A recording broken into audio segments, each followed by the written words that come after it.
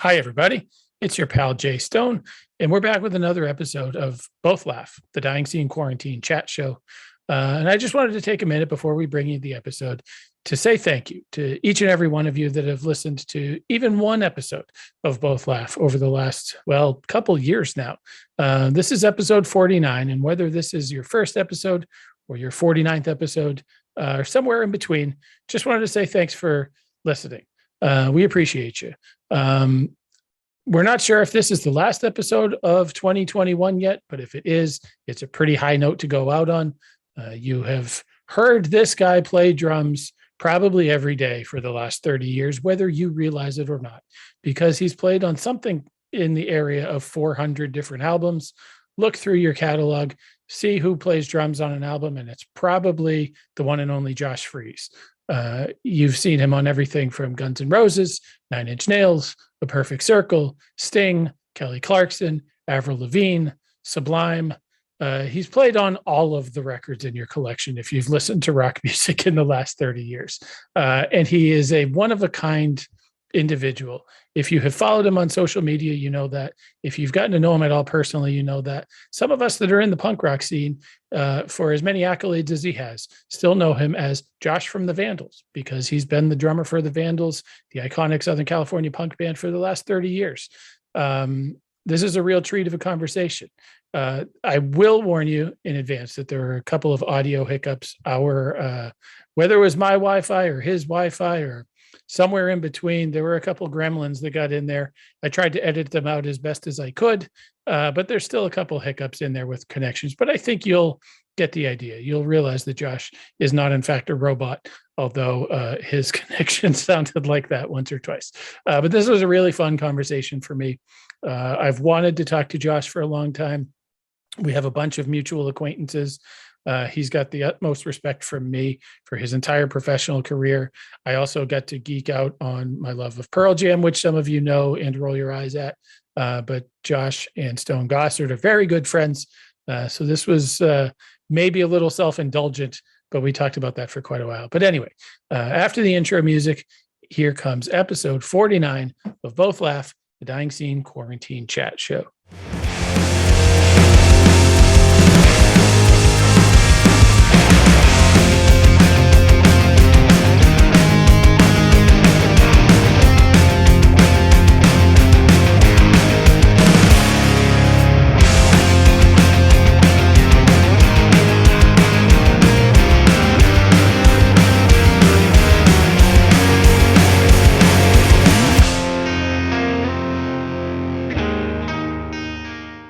She said recording in progress, so that means that it is time for another episode of Both Laugh, the Dying Scene Quarantine Chat Show. We are up to episode 49.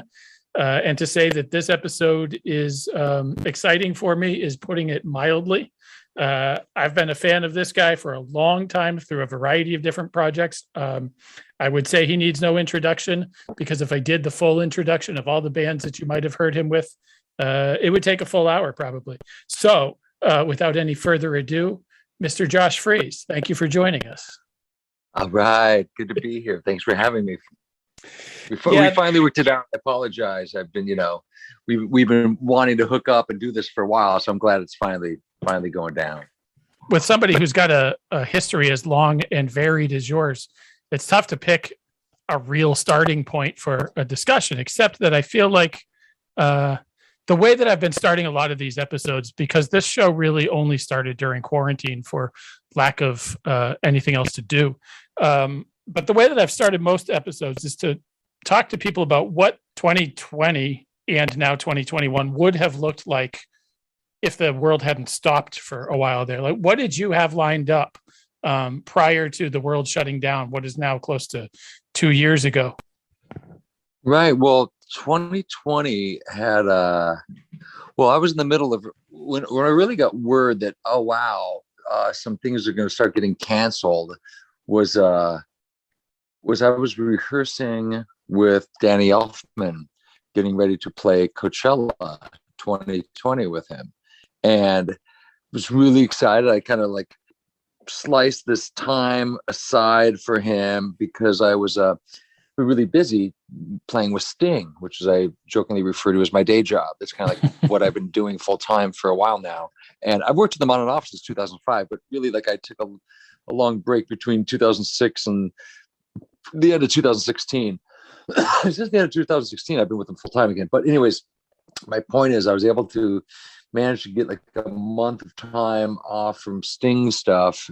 And I had talked to Danny, who I've worked with over the years, never a ton, but a bit here and there. And he's always been really cool to me. And I've always, I've been on his radar for a long time. So he was going to do this thing where he played with the band. It was going to be called something like Batman, Boingo, and Beyond. And what it was is going to be a band.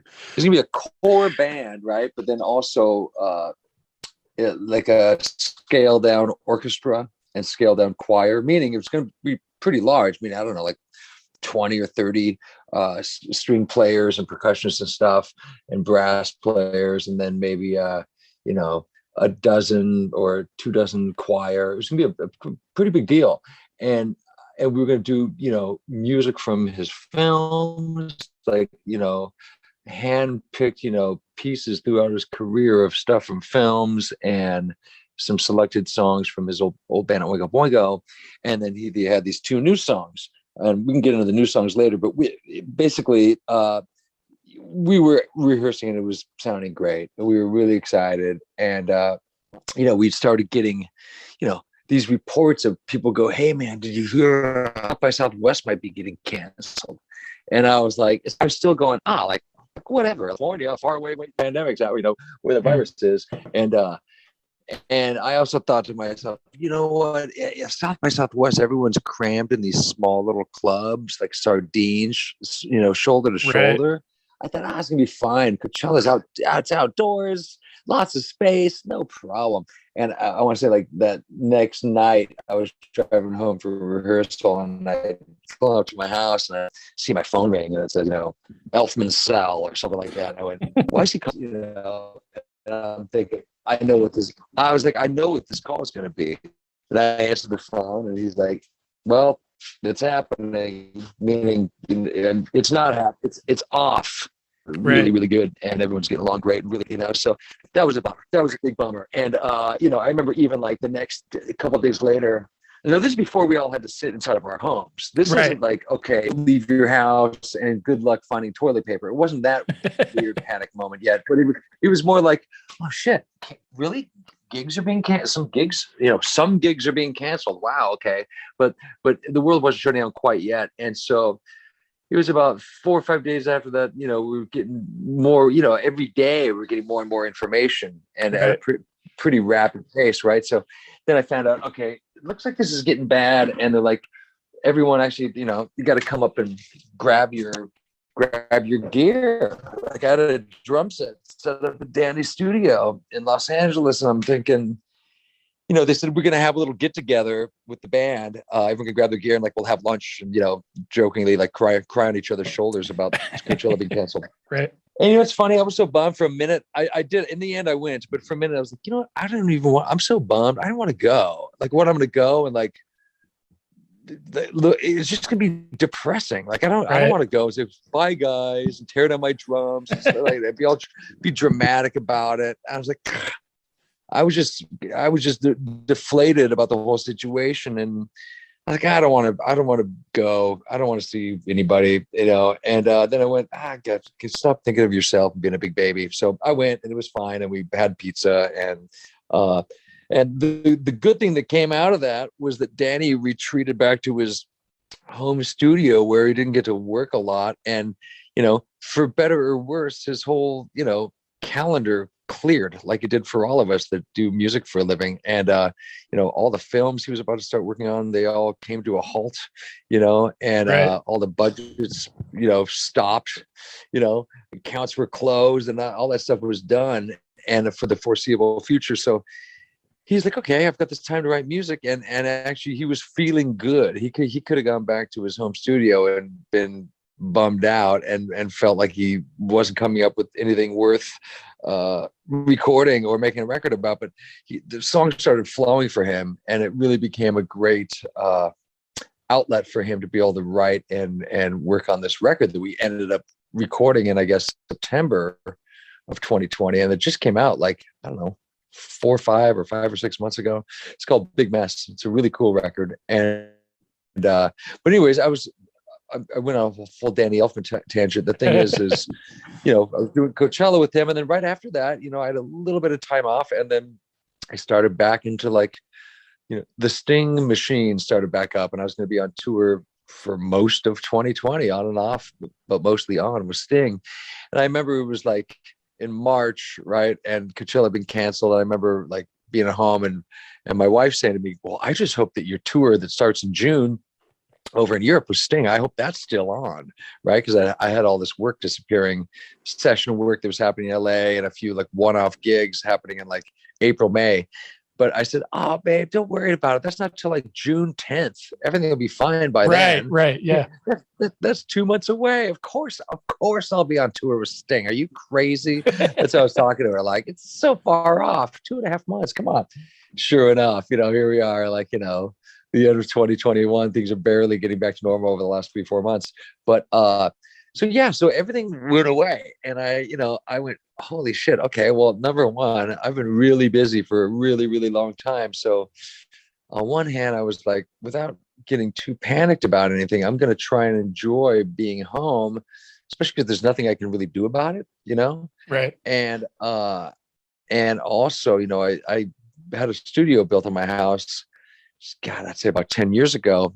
And I always refer to it jokingly as the world's most expensive storage unit, because I had this studio built. I've got all this great gear in it. And then I go on tour and I come home. My wife's got all the like Halloween decoration boxes in there, and the kids' bikes are in there, and skateboards. I'm like, because they got no other place to put anything because I took over the garage. Right. And I'm going, oh my God. So, but the thing is, if I would be home for 2 weeks, let's say I was on the road for a while, right? And I come home, let's say I've got 2-3 weeks off, and then I leave for another month. And those 2-3 weeks, especially if I've been gone and I'm about to leave again, I don't like come home and the next day go, okay, got to go back in the studio and start recording now. It's like, because I have 4 children, I make myself, and they make me take some time off. And actually the 2 weeks home that are off are kind of off. Like maybe if I get a real important recording session that someone hires me for, I'll do it. But I'm not just going back there to try and do session work for people or try and write music for the heck of it. It's like I kind of really spend the time with my family and doing, personal stuff and domestic crap, and then go back out on the road. So meaning I've gotten to use my studio a little bit, but I've always kind of bitched and moaned about not having the time to use it, because it's a funny kind of double-edged thing where I go, man, I wish I had time to use my studio. And then I think, well, okay, the reason why you don't have time, Josh, to use your studio is you're too busy out in the real world recording at world-class recording studios and flying around the world doing gigs. So it's like, that's a good thing you don't have time to do it. And exactly. Then, right? It's like, and then when I got all the time in the world, at first I'm like, oh, I'm panicked. I go, you know what? You can enjoy having this time. You've always wanted time to really kind of figure out how to use this damn thing, meaning like really experiment around with getting great drum sounds, doing remote session work for people via the internet, where they can email you the Pro Tools files on a WeTransfer or Dropbox link, and you do the session work. I mean, Sting's new record that just came out, half the songs are recorded in my garage here in Long Beach, and he'd upload them to a castle somewhere, and they'd I'm knocking them out in Long Beach, and he's mixing it like in the Bahamas, New York, and London, and but and the drums sound fucking great, and I'm really proud of the fact that I was like, shit, this is cool that we were able to do it like this. And I kind of without really broadcasting too much about it, just I've got a few friends that knew that I had a home studio, so I'd have producers and musician friends call me going, hey, you've got a setup, right, Josh? Like I could send you some files, and you could play on something if I Venmo you a little money. So next thing you know, I'm doing session work for people, and I'm not having to find the keys to my car or my shoes. I can just walk in the backyard and kind of go at it, It's sort of surprising to me that you had never really done that before, because you've been such an in-demand session person. But I guess that's because you're so in demand that they will bring you to quote unquote real studios, right? Right. Yeah. And so I've always wanted to be able to really figure out how, like I said, to make it more of a cottage industry type thing where I could do more. The thing is, I wanted to be able to know how to use it well enough and get good enough drum sounds where I can look a producer or a songwriter in the eye and go, check this out. This, this is what you paid for, rather than in the past. I kind of like, I'm the kind of guy that, like, if I get a camera, I rip it out of the box. I learn how to kind of turn on and how to push, record, or how to just snap a shot, and then cool, I'm good. And then I don't really worry about the other 90% of all the great stuff this camera does. Right. That's exactly how I am. Yep. Right. So with my studio, I'm like, okay, I know how to record drums. I can EQ them. I can put some reverb or whatever on them and some compression. Great, done. And I would kind of do quote unquote like favor sessions for people or demo things. I never had to, so what if there's only 4 mics on the drums? This is just for a demo anyways, or this is just for this punk rock thing. It never had to be kind of for real. And so I kind of spent more time, or had the time finally to take it more seriously and take that aspect of what I do to another level, which I've been able to do a lot of over the last year and a half. It's been really, really nice. And aside from that, skipping subjects a little bit, but it really opened the door for me to do what I always wish I could do, but never have the time to, and get scared when I have enough time to, which is just be creative and have fun and write music for the sake of it, just for the heck of it. And with no guidelines or stress or, need to do it. I'm like, I started recording music for fun back then. I was going, God, this is great. You know why? Because I'm recording this song, and I'm not going to kid myself thinking that it's going to be on the radio, and I'm not even going to try to get on the radio, and I probably won't even release for something. I'm just going to start recording these songs and make some like 1-minute videos on my phone for Instagram. So I'll just keep them at 1 minute, and that'll be kind of fun because I won't have to commit to writing a whole song, right? And have all this pressure of, you got to do a verse and a chorus and a bridge and an outro and all this stuff. It's like, no, just do a 60-second song with no rules, and just kind of release these things on Instagram just for the heck of it, right? You make enough money playing drums. I'm going to not worry about trying to make money being an artist or a songwriter. And so as I was releasing these, it's like, one of my dearest, oldest friends is Stone Gossard from Pearl Jam. And Stone is also one of my biggest kind of like cheerleaders as far as encouraging me to write more music and record more of my own stuff. He's always been a fan of my songs. And he had a label years ago, and then I kind of went away for a long, long time. And he was rebooting it recently. So Stone called and said, hey, Josh, I've been seeing these things you've been putting up on Instagram. You want to make a record? Let's just put out a record just for the heck of it, print up like a limited edition of vinyl and have some crazy artwork and do whatever you want. I'm not going to give you anything other than I just want this to be 100% you, and turn in the songs and turn in the artwork, and we'll do the rest. We'll print them up and put them out there. And I was like, sure. Okay. And it wasn't like, ooh, okay, I'm going to make a record now. Maybe I should shop my record to record companies. I mean, it's like, what record companies? Right. It's like, right. So the fact that, I would do it for myself, to be honest, but number one, I wasn't really planning on it. Number two, I didn't plan it, or I still don't plan on making any money from it. But I just, my joke now that it's out is, I've told friends of mine, I go, you just go buy my record, not so I could ever see money from it, but just so like I don't have to be completely embarrassed every time I talk to my friend Stone. And he has to say to me, Josh, you sold 118 copies of your record. I just don't want to hear that from him, Right. So, but what's great too is that Stone, both of us Stone makes his living being the guitarist in Pearl Jam. He doesn't make a living owning a record label. He does the record label. It's a labor of love and a passion project, because that's what he loves to do. And he loves helping out other musicians and friends and making records, so. And same with me. This record wasn't made so I could make a living being a musician. I make a living being a drummer and playing with all these different people. And if I can write songs and have fun from my own good, first and foremost. I mean, I was going back to, there were fucking riots down the street from me, last, right. April or May. Georgia, Long Beach was on curfew, and the National Guard was called in about, literally about a mile and a half from my house. Wow. I live in between a really fancy area of Long Beach with really expensive homes, and then downtown and kind of the ghetto of Long Beach. And I live right in between the two. So you can make a left and go to Yuppieville, or you can make a right and be downtown, and both within like a 3-minute drive, right? Either 2 to 3 minutes each way. It's funny because where I do live, number one, I've lived here since I was a kid, basically, and my wife's from here. So even when I drive through gnarly areas of Long Beach, I don't feel like I'm out of my element or go, oh man, this is kind of sketchy. It's like, yeah, I belong here. This is where I live. So it doesn't freak me out, you know? But that being said, so yeah, I'd walk out, I was doing session work for people, and I'd walk out of my garage, out on my driveway to like throw something in the trash or something. I'd hear all this noise like way off in the distance. I remember one day hearing this sound that just was like, ah, and I asked my friend, I go, what does that sound like to you? Because I was pretty sure what it was, but I didn't want to admit it. My friend goes, that sounds like a crowd, like off in the distance, like rioting, you know? Yeah. So anyways, I was going back there because I wanted to just like shut off from the real world and go, retreat into creative kind of fantasy land where I can go write music and enjoy myself and forget about what's happening down the streets, right? Whether it be, the George Floyd protests and all that, and the political unrest and the fucking pandemic.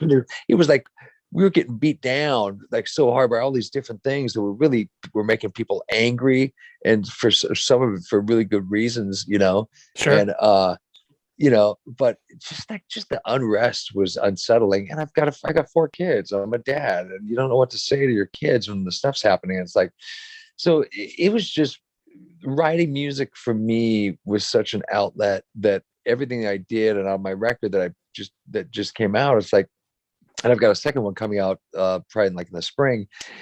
These are all songs I did during the pandemic, but they weren't. I guess they were all. What I'm saying is they were all born, and all the songs that were recorded came from a really natural, honest place without any preconceived notions or expectations of, well, if I write a song like this, maybe it'll be on the radio, or maybe this band will cover it, or I'll get it on this. It's like, there's none of that. Like, I enjoy the process of being in a studio and writing and recording music and watching your ideas kind of come to fruition and listening back to it. And, one of my biggest heroes in the world and friends is Paul Westerberg. And Paul's kind of the same boat. And he goes, at one point during the pandemic, goes, I'm gonna do like an experiment, like a Dada kind of art project where every day I go down and I write and record a song, and at the end of the day I record over the tape. I delete it. Oh wow. I don't know if he did it. I mean, that's If there's one person in the world that would do that, it would be Paul Westerberg. Sure. He's the only guy though. Most people go, okay, I'm going to do it. But really at the end of the day, they'll make a copy of it and pretend like they erased it, but they've always got a copy of it over here. Paul's the kind of guy that would erase it and never hear it again. It'd be lost forever. And I don't know if he did it, but I like the concept. Yeah. Oh, absolutely. Yeah. And so, yeah, once again, back to the writing and recording music, it really was, I had zero plans to put it out. And too lazy to put it out. I don't care enough to really do it. I'm just enjoying myself going back there. And also, whenever you go back and do something like that, I think when I'm in the studio writing and recording, just going through the motions and practicing that, it only sharpens your skills on every level as a musician, songwriter, engineer, all that stuff. And so it's like, it's never a waste of time. And even if it's music no one ever hears, maybe it's a couple, you might be writing music that's not that great, but you're getting it out of your system to get to the good stuff that's a little deeper down or right around the corner. You know what I mean? Yeah. Anyways, I know that I've talked on a tangent now for about the last 20 minutes. No, I appreciate it. It's fascinating. And frankly, you have at least a little bit touched on a lot of the things that I wanted to talk about. So it's a matter of trying to put them in order. But I think for the album, one of the things that I really enjoy about the album is that there are some songs that are 1-minute songs. They are clean and neat and super well produced. Like the Dwarves and the Queen song is awesome in and of itself as a 1-minute song. And there are some songs that it's almost like you can tell that it was written during a lockdown and the sort of descent into madness that a lot of us kind of went into, and just like the cacophony. And so it's a really fun sort of balance between, I don't want to say real songs because they're all real songs, but songs that are more structured and songs that are like, absolutely. Oh my God. Yeah, what is this? Yeah, exactly. A straight up like science project. Yeah, I love doing that too. As far as I went, okay, here's the song, there's guitar, bass, and drums, and there's a vocal melody, and there's obviously a verse and a chorus and a hook or whatever. And then there's other things like, it's funny. Part of me sort of regrets, I mean, it's so not a big deal at the end of the day, but part of me regrets like the last song on the record is called Lockdown. And I kind of like, I mean, if anything, my quote unquote lockdown song, I think is cooler than like, yeah, I heard like a song that like Dave Grohl and Mick Jagger did. And it was so goofy. It was like, this really sucks. I'm going out of my mind, stuck in my whatever. I heard like 30 seconds of it once. I went, this is the worst. I think you stuck with it more than I did. Right. Yeah. But I thought mine is my song Lockdown. Like I said, I regret calling it Lockdown because it feels so cliche, but I like, it really does sound like a little crazy. And I think I have my teenage son August screaming in the background, and there's really bad like synthesizer horns and just randomness, complete randomness. I think there's another song that was fun, that Wanda is White. Yes. This song that's like it's funny. I did this podcast thing with Stone Gossard for Pearl Jam Radio like a couple weeks ago, and he goes, like Wanda is White is kind of a jazz song, and I got or something like that. He doesn't say jazz song, but he goes jazz elements. I stopped him and go, dude, hold on, wait a second. Any jazz musician would fucking slit their wrists if they heard us calling that song jazz. Right. I go, the hi-hat, it's swung, and the hi-hat goes, but almost like a jokingly, like, a caricature. It's like a caricature of jazz swing, that the drum beat, really, really hokey. And then, and the music's just goofy, and it says Wanda is white and Judy is black and white about my two dogs, like over and over. My brother's doing this really bad, like jazzy lounge saxophone stuff. And then anyways, that stuff was fun to do. And it's funny because I've got this volume 2 coming out. I don't know when it's going to come out. Realistically, I like to say spring. It's going to be probably late spring or early summer. And I honestly don't feel like I'm just saying this, and I'm probably, your eyes will roll when I say it, but it's so good to me. And like, to me, it's a lot better than the first one. And I like, when I get in my car, if I'm going to listen to songs, that like sometimes I'll want to listen to stuff and go, gosh, does it still sound good? Or is this as good as I think it might be? Or is this as weird as I think it might be? And I go straight to there's a lot of stuff on the volume 1 that I like a lot, and there's other songs that are kind of like songs, like, Headlock Nicolas Cage and Heavy Metal Car Collection and stuff like that. But the second record, it's a pretty good combination of the two. Again, there's a couple really weird songs on it, and some slow weird songs with no drums, just like guitar and vocal. I don't know if you can call them ballads, but just kind of dark, weird songs. And then there's a bunch of rad punk rock songs and kind of rock. There's more rock and roll and punk rock songs that are like you're talking about, like our, real song, songs on the second record than on the first record. And there's a song on the second one that I love called Somehow I Like Lou Reed is the name of it. And it's so good. And it made me laugh because I feel like I say that too, because a lot of songs I wrote are not good, and so I'm embarrassed to hear them, and I can say that they suck. So some people are like, everything I do is good. It's like, no, right? It's not. But I do. I feel okay saying, God, I really like this song, or I really think this is a great song. Right. Anyways, they Somehow I Like Lou Reed is a good one. There's a handful of songs I really, really like on it. There's a song called Our Famous Drummer that is about the Vandals. Some of these songs, not a lot, but about 4 or 5 of them were like started off as Vandals demos that were going to maybe be turned into Vandals songs, but then the Vandals sound on their asses waiting too long. So I'm like, fuck it, I'm gonna use it for this record, right? And I'll cut it down to 60 seconds.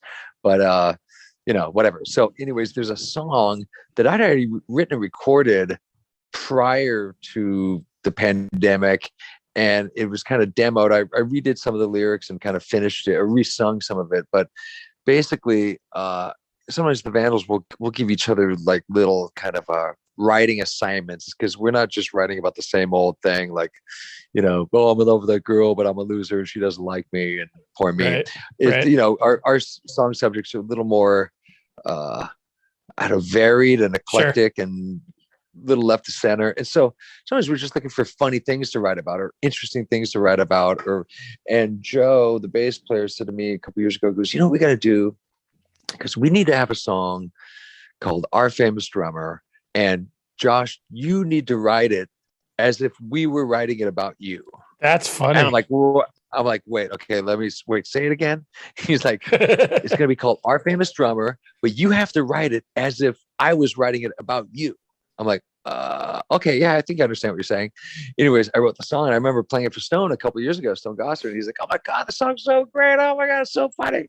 But anyways, that's on volume 2, and I'm excited about people hearing that one. It's ridiculous. And anyways, yeah, it's cool. I'm not to be already on to the next thing, but I'm like, yeah, I'm ready for people to hear the second album. Yeah. The songs that end up as the quote unquote real formulated songs versus the songs that are sort of the oddballs, do they all start out from the same place? Like, did you start a song like Headlock Nicolas Cage, like wanting it to be a concise song versus a song like Lockdown, or do you start from all different places and see where it goes? I start from all different places. One song, I'll tell you a song that's one of my favorite songs on the record that I just forgot about, but is on the volume 1 record. It's a song called Baby's First Beard. And it's like, I was going in that morning to record something else. I forget what I was going to do. And I was trying to get a guitar sound, and there's no guitar amps on my record. It's all just like direct, right? And it's all like straight into a box and then straight into the Pro Tools rig. And so I'm trying to get a guitar sound that I'd like, or that sounds okay to me. And I'm playing something, and this riff, it's not even hardly a riff. It's just this really dissonant kind of 2 or 3 chords going over and over. And I was playing them. I'm going, God, I kind of like this. And it sounded like a weird, like mid-'80s Black Flag meets like the Butthole Surfers. And I was like, God, I really like this. And so I kind of whipped it out real quick, and I wasn't planning on doing it that day. But as I was trying to get a guitar sound, I started playing with this riff. Oh, I like this riff. Oh yeah, the song only has to be 60 seconds. This should be easy. And so I like kind of mapped out a thing, and then that's how that song was done. But there's other songs that are like, half the songs on the record, maybe not half, but close to half.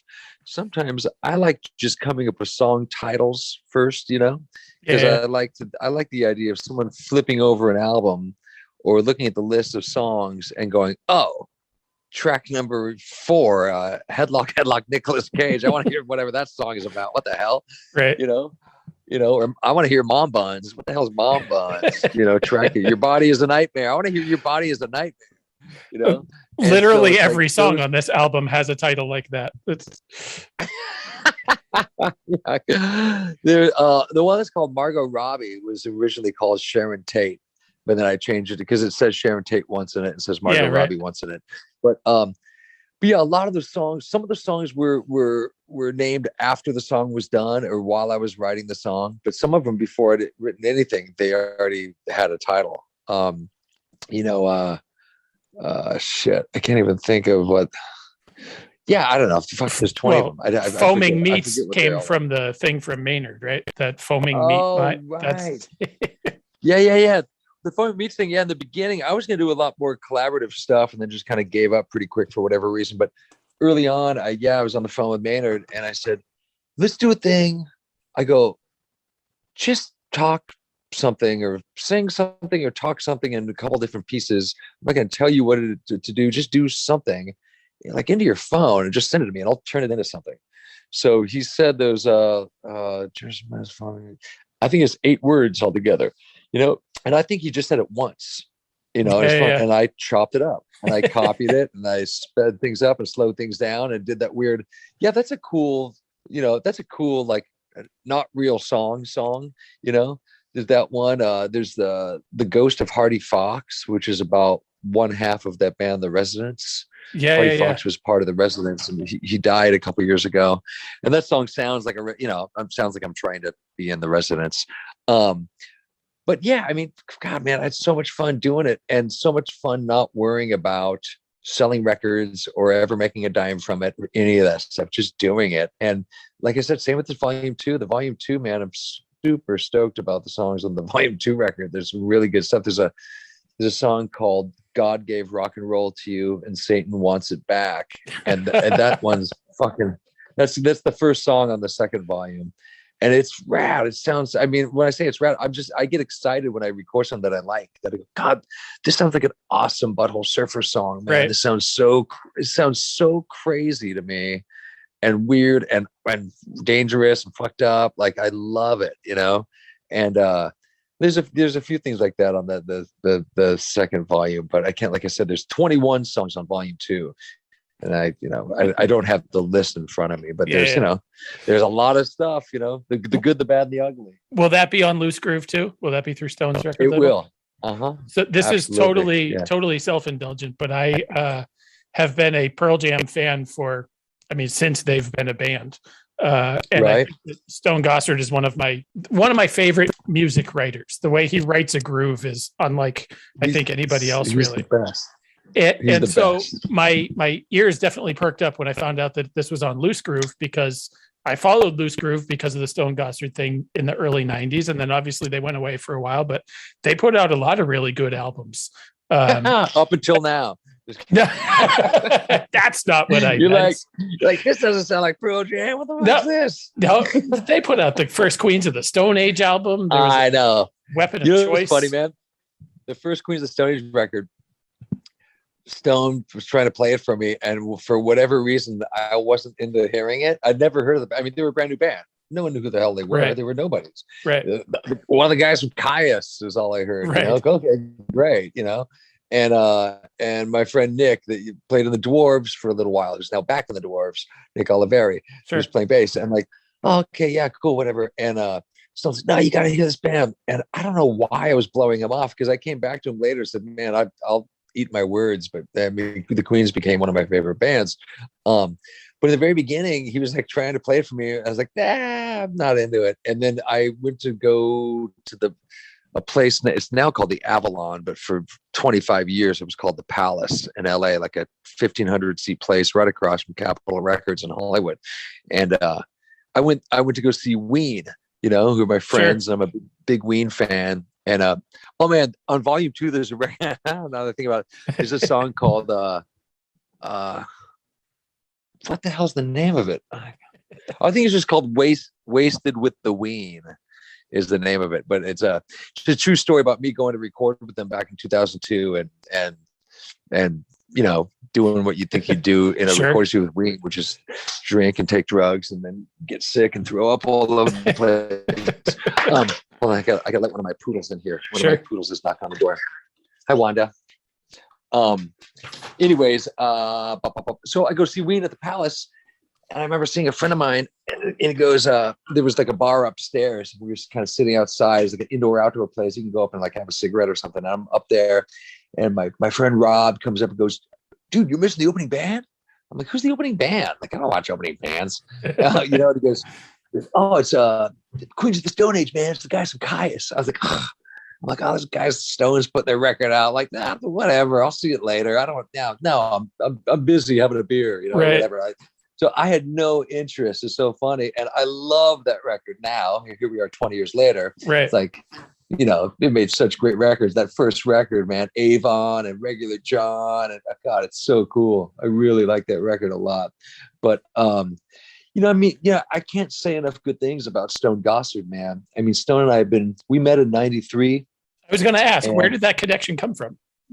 Well, I met Stone through my friend Robbie, my friend that was the guitar tech for the Chili Peppers, who worked for he used to work for Hillel Slovak back when the Chili Peppers were in a van. Yeah. And then he worked for John Frusciante when John joined the band when he was 18. And Robbie is an old friend of mine from Long Beach. We actually lived together for a while in Long Beach years ago. And anyways, Robbie had met Pearl Jam out on tour, and Pearl Jam like exploded around this time. And what was funny is in the very beginning, I wasn't a Pearl Jam fan. And it took me a little bit. And what happened was they played a show in India, which is now where Coachella is held, but this is before Coachella. This is summer '93, and I went to go. Robbie took me out. Robbie's like, "Oh man, you got to meet Stone. He's the nicest guy, the guitar player in Pearl Jam. Such a cool guy." You know, we met and hung out on the Lollapalooza last summer or whatever when the Peppers and Pearl Jam were together, or something. Even if they weren't on the same Lollapalooza, there was a time that Pearl Jam they was were. Yeah. Okay, yeah. And Pearl Jam opened up. I saw Pearl Jam. I might not have even watched them. Dude, you know what show I saw at the it was either the Forum or the LA Sports Arena, was a show. It was the Chili Peppers were headlining, and we were all there to see the Chili Peppers. So it was probably like 91 maybe. And the opening bands, they were both about to explode. And matter of fact, I remember at the time going, "This is crazy. Both these bands are getting really popular right now. It's crazy that both the opening bands are like considered really cool." It was Pearl Jam, Nirvana, and the Chili Peppers in LA. And it wasn't a festival. The opening bands happened to be that band Nirvana and these other guys from Seattle, Pearl Jam. I want to say that tour came here. I want to say they played. I live in the Boston area, and I want to say I was just too young at the time, but I want to say they played at some kind of weird places up here, like UMass Lowell or somewhere like that. But maybe. I'm pretty sure that tour came here. Yeah, very possible. Yeah. So, anyways, so I go see him out in India. I met Stone, and he was really cool, and we hit it off. And probably about less than a year later, I'm almost positive it was 94. I got home. I'd been out of town recording a record with Juliana Hatfield in Boston, actually. Sure. At the old. Are you from Boston? I live just outside Boston, but I've lived here my whole life. I'm 42 now. Yeah. There used to be I don't think it's there anymore, but a legendary studio, Fort Apache in Cambridge. Sure. Yeah. You know, and anyways, I made a few records there, but the first time I recorded there was with Juliana, and I think it was 94. And when I came home, my girlfriend at the time goes, "Hey," this was before email and cell phones. You had to call someone's home phone and leave a message, or leave a message with whoever answered the phone. And I get home, my girlfriend goes, "Stone Gossard from Pearl Jam called here looking for you." I was like, "Oh," oh yeah, okay. I wonder what he wants, and I called him, and he goes, "Listen, we just let our drummer go. They just let Dave Aberzies go." Yeah. And he said, "We're going to audition drummers. And I'm curious if you would be into coming up and auditioning for the band." And the first thing out of my mouth was, "Why isn't Jack Irons your drummer?" Oh, that's funny. Meaning, and Stone's like, "Well," I go, "Dude, come on. He's your drummer. Why are you seeing anybody else?" So you go, because other people that I've told the story to go, "Well, why'd you say that?" I go, "Well, it was real obvious to me in the way that it's Ed's best friend, basically. Right. Like they were super tight around that time, super tight. And let's not forget that he's responsible for Pearl Jam being a band. Right. He's the whole reason that Ed even had the tape. Yeah. Yeah. He introduced Ed to Jeff and Stone. Okay. So he's responsible for them being a band. He's Ed's best friend. He's a really cool drummer, and he's not doing anything right now. So how come he's not in the band? That was, and I was nice about it, but so he goes, "Yeah, I know." And he goes, "We're being diplomatic about it. We're each picking a guy. So Jeff gets to pick a guy. Mike gets to pick his guy. Ed's picking a guy, and I'm picking a guy." And Stone's like, "I'd like you to be my guy." I was like, "Fuck, cool." Wow. And so I said, "I'll come up there." And I went up to Seattle, and Stone picked me up at the airport in his Volvo wagon.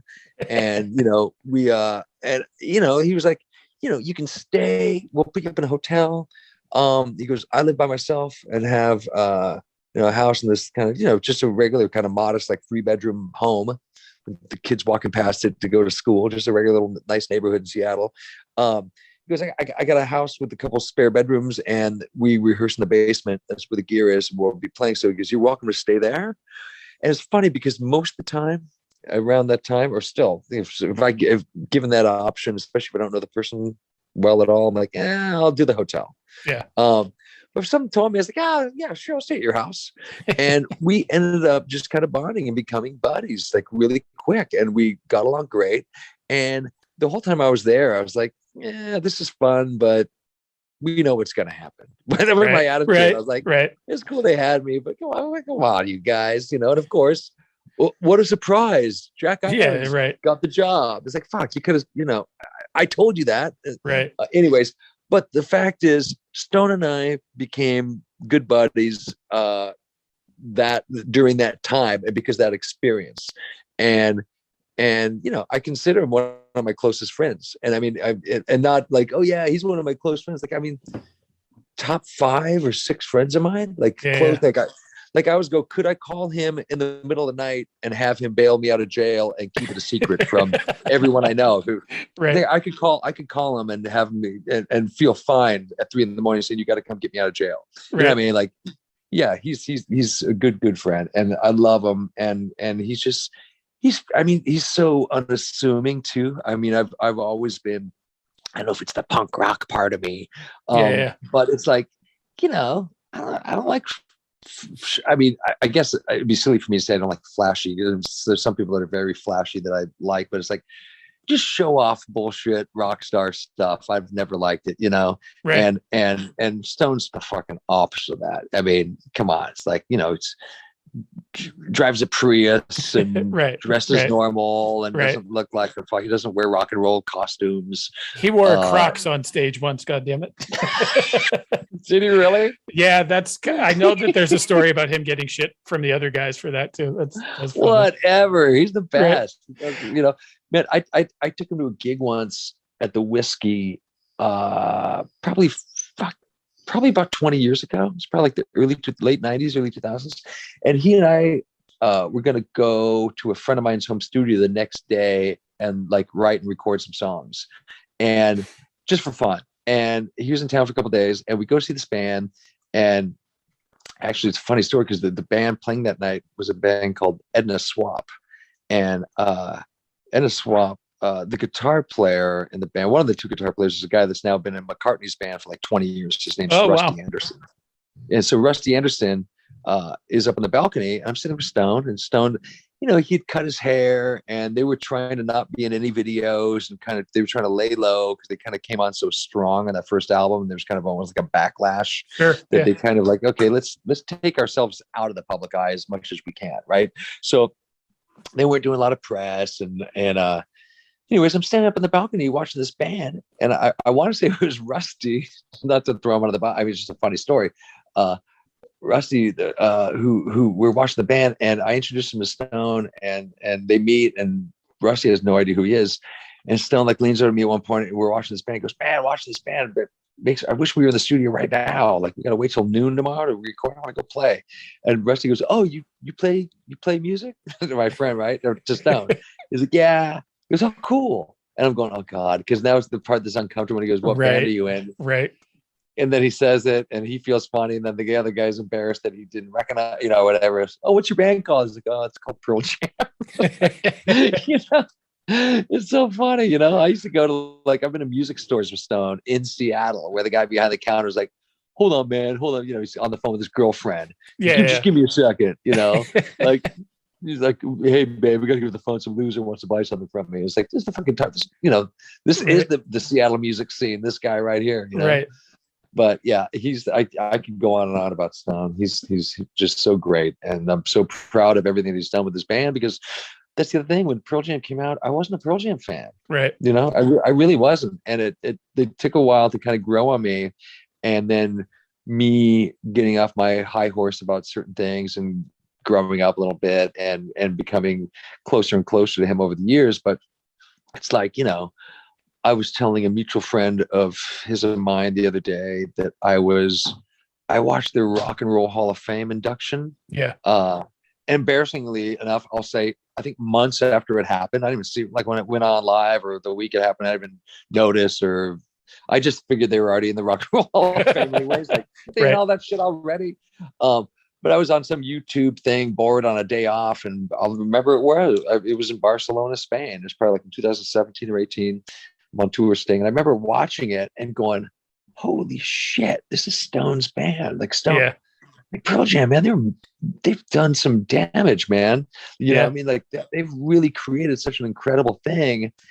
And David Letterman like inducts them, and then they show this video montage thing. And then Stone's the first one up the microphone, and I just got like all emotional, like choked up. I'm like, "Fuck, this is incredible!"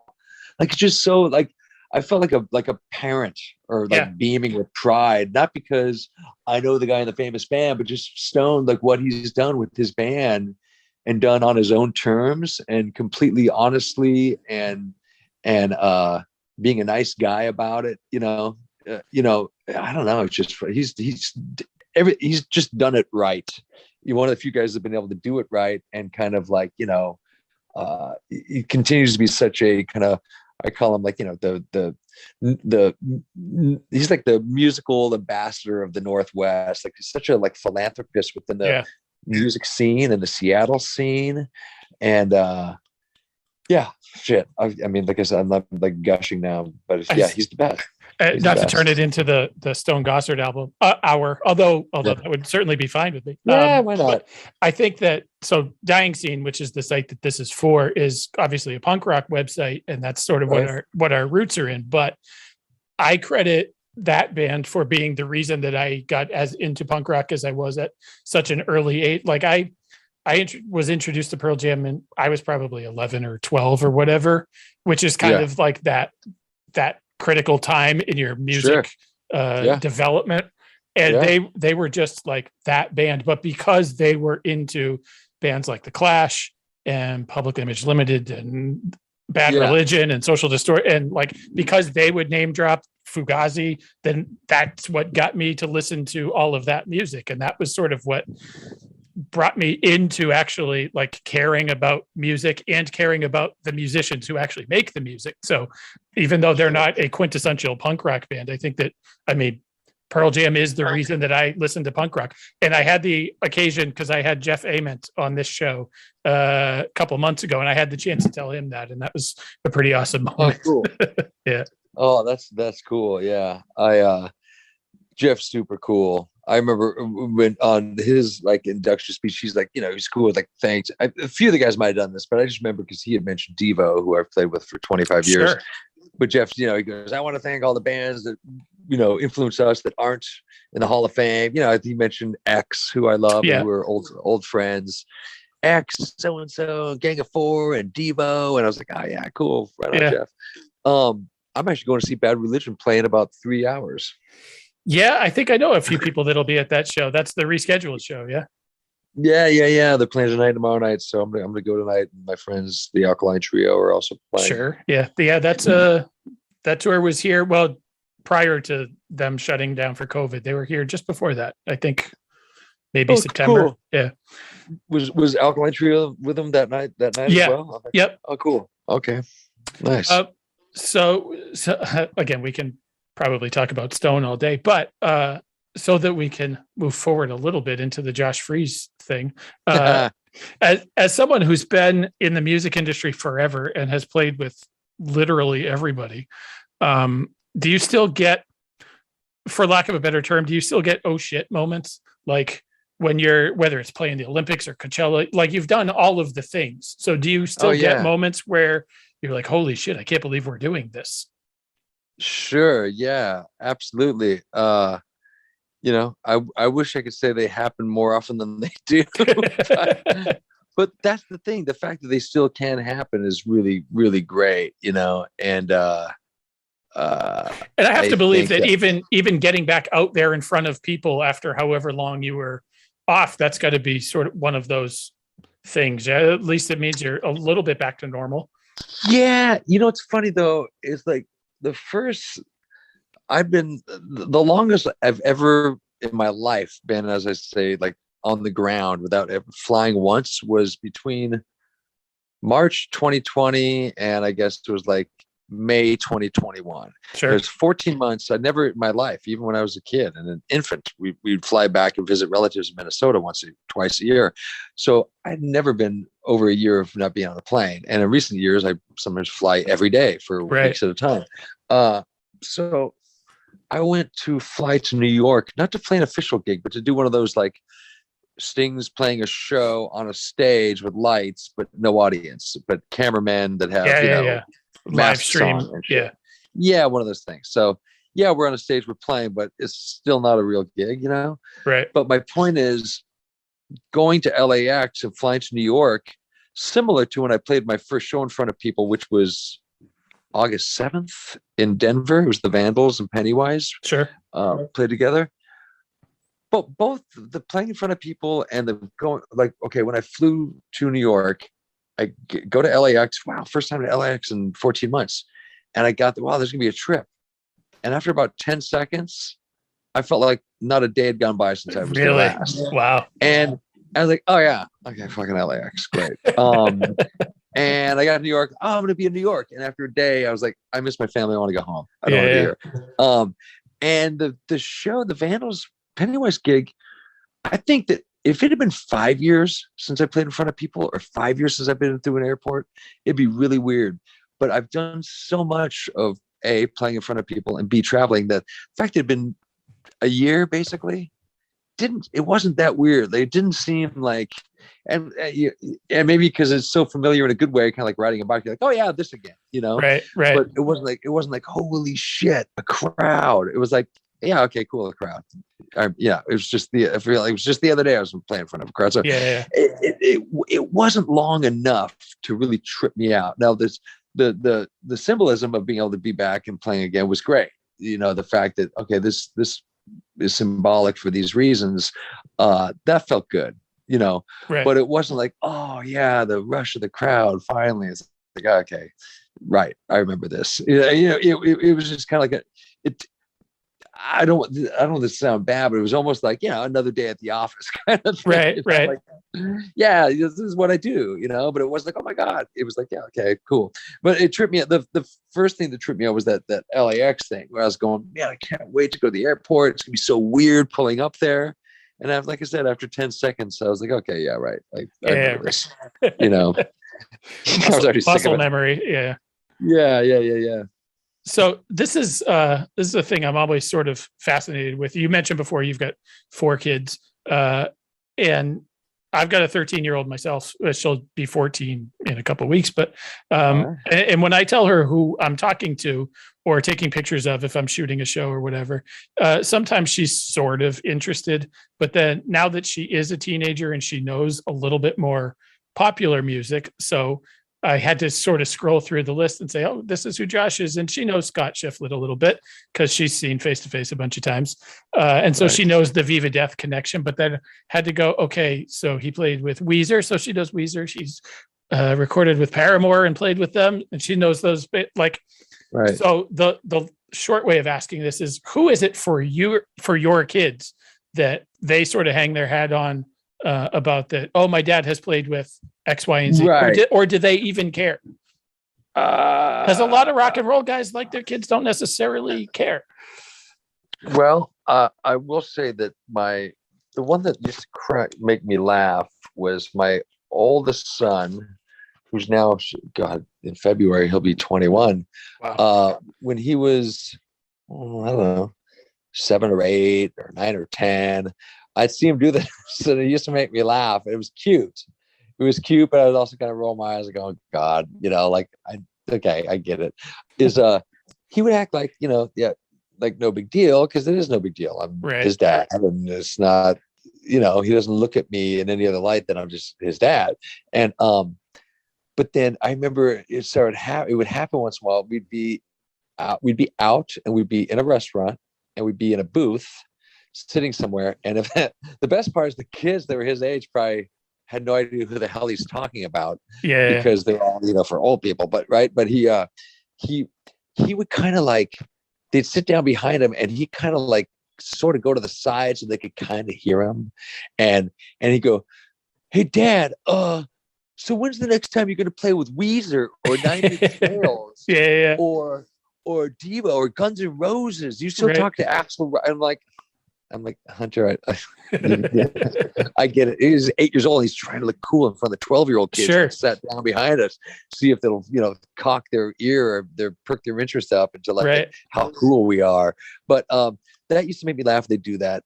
My 13-year-old daughter loves coming home and telling me, and my sons, this would happen with sometimes too. My daughter has it's either a math teacher or a science teacher right now in middle school that my daughter goes, I walked in, the first day of school, and the teacher, he plays music kind of quietly when you're walking in, and he was playing Devo. I told him that my dad's played drums with Devo for 25 years, and he can't believe it. He can't believe he played with. He's like, and so things like that. My daughter, well, she'll kind of beam with pride, like, isn't that cool? Like, yeah, my dad plays Devo, or my teachers can't believe that I was hanging out with Sting last night with you and Sting at that show. I told them anyways, things like that where the people will kind of look at them differently, like, whoa, are you serious? They think it's normal. And then they go, oh, maybe it's not normal. Maybe it's really special. Yeah. But, I will say that they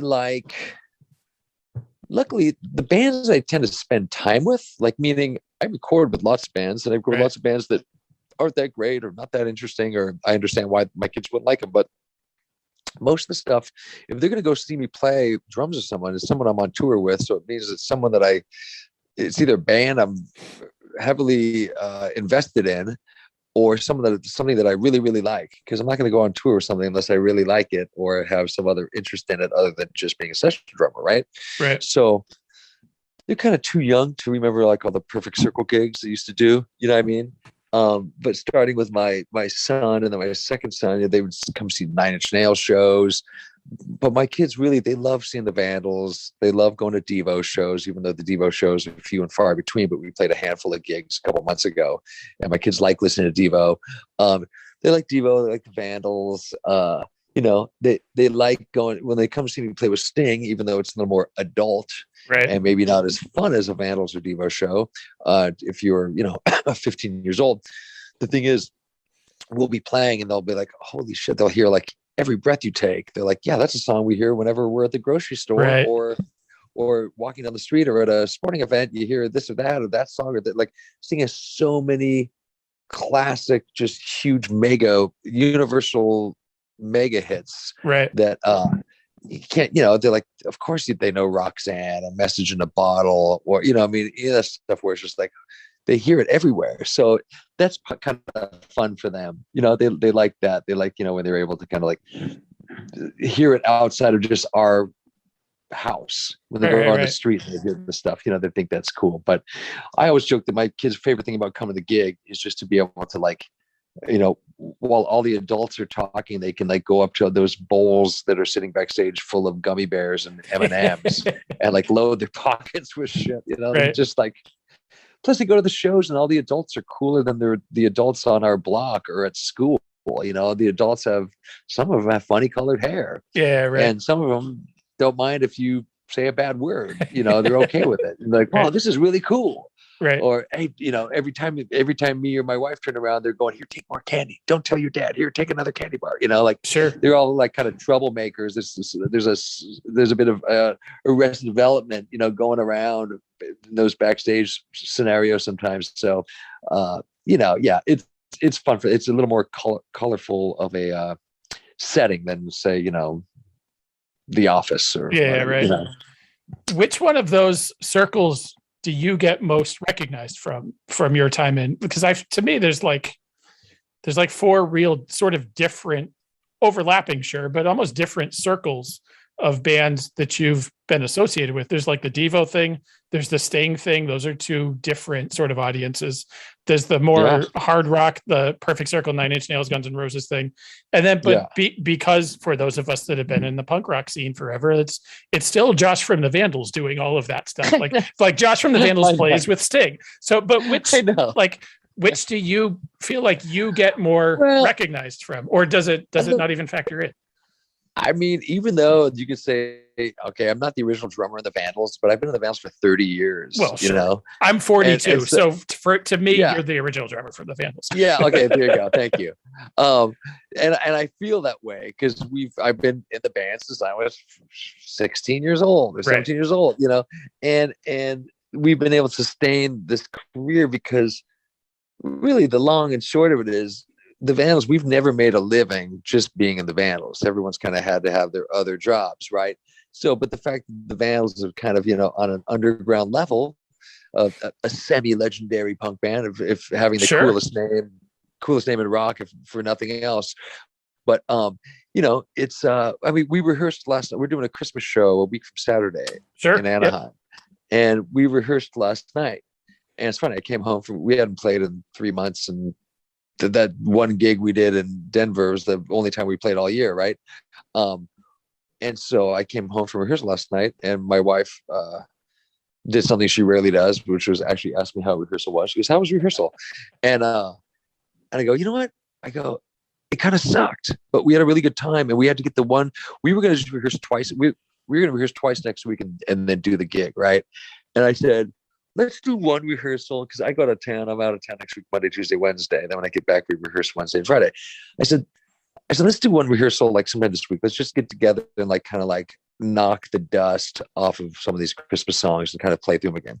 So we had a great time last night, but I didn't play that great. We didn't play that great, but we kind of trudged our way through the shit. And now when we get together next Wednesday night, I think it's gonna be a lot better. You know what I mean? Well, it's like when you go to the gym. If you take a break from going to the gym for a while, your first time back is going to suck, and all the weights are going to be extra heavy. And and that's kind of how last night was. But it's funny because I'm usually when she says how was the show, it's like shows are always, luckily for me, pretty consistently good.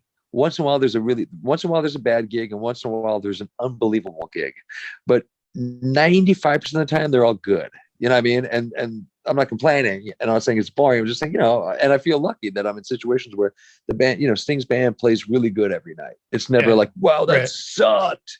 There's never a that sucked moment. And there's rarely that was an amazing moment, because you're just kind of sick of the way you play anyways. It all just kind of sounds the same. You're like, oh, whatever, you get bored with yourself or bored with your situation. But yeah, last night I was like, well, we had a really good time, but was it good? No, it kind of wasn't good. But I go, next week's going to be pretty good. I bet. Watch, we had to get the one shitty one out of the way. But for me, it's like the Vandals has always kind of been like a home base for me. And I can, like I said, not only can we've been a band for this long because we've never had a lot riding on it, where some bands like, man, if we don't finish this record and get out in time, and if we don't have a hit on this next record, I'm going to have to, move back home, or I'm going to have to go get a day job. There's never been that with the Vandals. It's like, we already all have day jobs. Mine is I play with all these other artists. Right. So it's like, there's never been enough riding on it in a heavy economical way to where it really kind of fucks up the dynamic of our friendship or things like that. And I mean, my favorite line that Joe Escalante says is when people say, God, the Vandals, you guys been a band for so long. How have you managed to keep a career going this long with the same four guys? Meaning it's been the same four guys for 30 years, right? Sure. And Joe goes, oh, the secret is never ever have a band meeting. and as people are laughing, and the first time I heard that, his follow-up to that, he goes, that's where bands break up. Yeah. That's funny.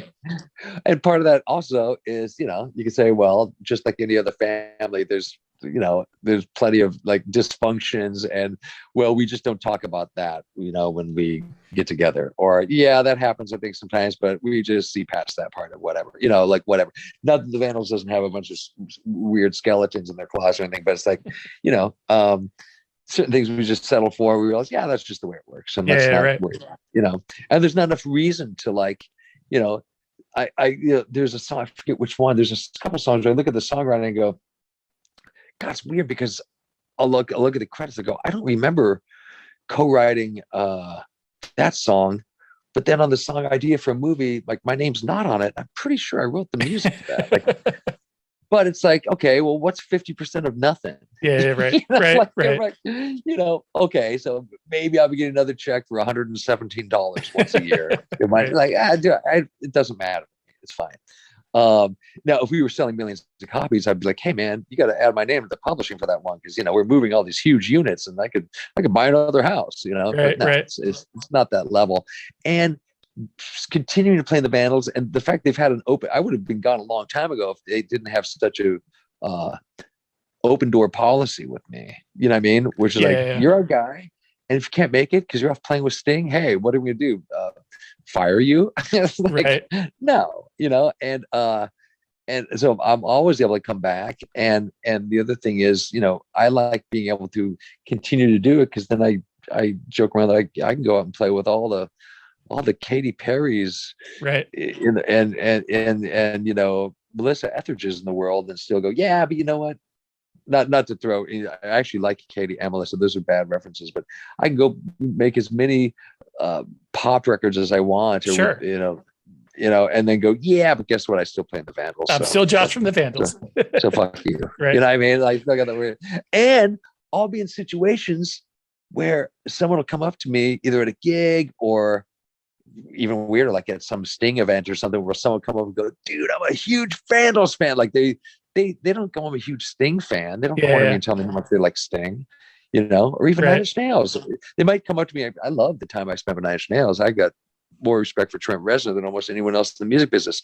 But what I mean is that that's such his thing, and I didn't grow up being the guy in Nine Inch Nails, that the time I spend with him, I fucking love. And yeah, I'll have people come up to me and go, man, I love those Nine Inch Nails drum cams you put up, or man, I saw you on the with Teeth tour in Atlanta. It was so good. And that's always nice to hear. But yeah, it always kind of comes back to the Vandals thing, which is so funny, Right.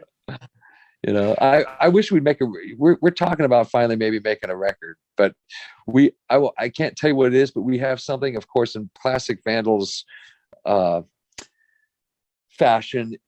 It's something that if we pulled it off, if we could do it the way we're trying to do it, possibly it would be, I don't know if revolutionary would be the word, but it'd be something no one's ever done before with a record. And so I know already your head's going, and I don't want to tell you what it is. Yeah, I think it will happen. We've been working on the possibility of getting together with the right. Put it this way: there's a team involved outside of just us that'd be involved in making the record, and we're trying to figure out how to do it. But if it ends up happening, if it doesn't end up happening, one day I'll tell you if we ever meet or talk again. We go, what was that thing you were talking about back in 2021? Yeah. Right. But it's gonna be interesting if we can pull it off. And if it happens, it'll be. People go, oh, maybe that's why these guys have taken 15 years to put out another record, because this is actually something special and unique. They're not just making a record. It's something a little different. So we'll see. See, now my brain's going to be working. So I like that. There you go. There you go. I don't want to take up too much of your evening. I realize we've blown through like an hour and a half at this point, and I know you've got a punk rock show to go to. I do. And even more than that, there's my wife, who last night and today is like, okay, well, you're here tonight. Tomorrow night, you're gonna go up to that show. Like, I have to go up. I got a meeting. I got to go hang out with my kids for a couple hours before I leave. You're allowed. Yeah. So I'll do sort of a closing thing. I'll put links to all of the where people can buy the In a Minute album, or Just a Minute album. I'll put links to your website and all the crazy merch things you have, which is one of the things that I love about you, is all those the stuff that you pull out for all of that is fun. So I'll put links to all of this.